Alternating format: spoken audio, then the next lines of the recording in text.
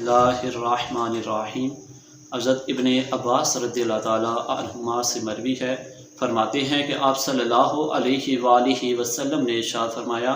کہ معراج کی رات میں نے بہت ہی پاکیزہ خوشبو محسوس کی، اور میں نے حضرت جبریل علیہ السلام سے پوچھا کہ یہ کیسی خوشبو ہے؟ حضرت جبریل علیہ السلام نے عرض کی، یا رسول اللہ صلی اللہ علیہ وآلہ وسلم،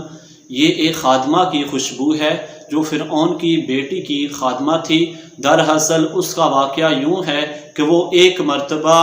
فرعون کی بیٹی کے بالوں میں کنگھا کر رہی تھی، اور اچانک اس کا کنگھا نیچے گر گیا اور اس نے پڑھا بسم اللہ، اور اس کی بیٹی نے یعنی فرعون کی بیٹی نے پوچھا کہ اس سے مراد میرا باپ ہے؟ اس نے عرض کی نہیں، بلکہ یہ میرا اللہ تعالیٰ ہے جو میرا بھی رب ہے، تیرا بھی رب ہے اور تیرے باپ کا بھی رب ہے۔ اس کی بیٹی نے کہا کہ میرے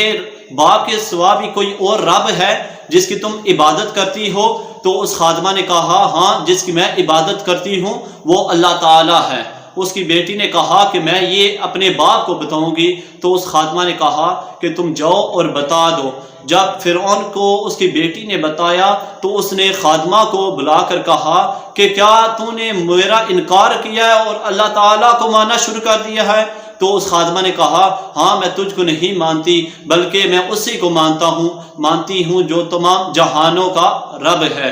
اور جب فرعون کو یہ پتہ چلا کہ وہ انکار نہیں کر رہی تو اس نے ایک دیگ منگوائی اور اس میں پانی ڈالا اور اس کو خوب گرم کیا اور اس کے بیٹوں کو اندر ڈالنا شروع کر دیا۔ اور جب اس کے بیٹوں کو اندر ڈالنے لگا تو اس خادمہ نے ایک خواہش کا اظہار کیا اور کہا کہ اے فرعون، میری آخری خواہش یہ ہے کہ جب تم میری ہڈیوں اور میرے بچوں کی ہڈیوں کو نکالو تو ان کو ایک جگہ جمع کر کے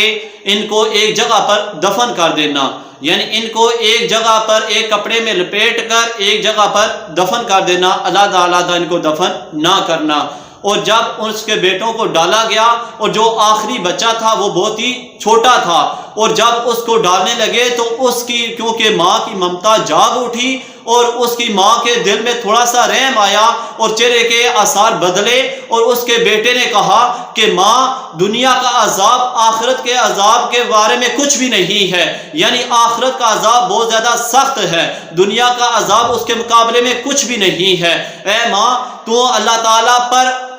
بھروسہ کر اور اللہ تعالیٰ پر توکل کر۔ اور جب اس کو ڈال دیا گیا تو جب اس سے واقعے سے ہم کو یہی سبق ملتا ہے کہ اگر کوئی ظالم بادشاہ کے سامنے کلمہ حق ہے تو یہ بھی حدیث کی روشنی میں ایک جہاد ہوتا ہے، اور تکلیف میں بھی بندے کو صبر کرنا چاہیے، کیونکہ جو بندہ تکلیف میں صبر کرتا ہے اللہ تعالیٰ اس کے ساتھ ہوتا ہے۔ اور جب اللہ تعالیٰ کسی کی قربانی مانگے یعنی بچوں کی قربانی مانگے تو بچوں کو ایک ایک کر کے اللہ تعالیٰ کی بارگاہ میں پیش کر دینا چاہیے۔ اللہ تعالیٰ کی بارگاہ میں دعا ہے کہ اس واقعے سے ہم کو بھی سبق سیکھنا چاہیے۔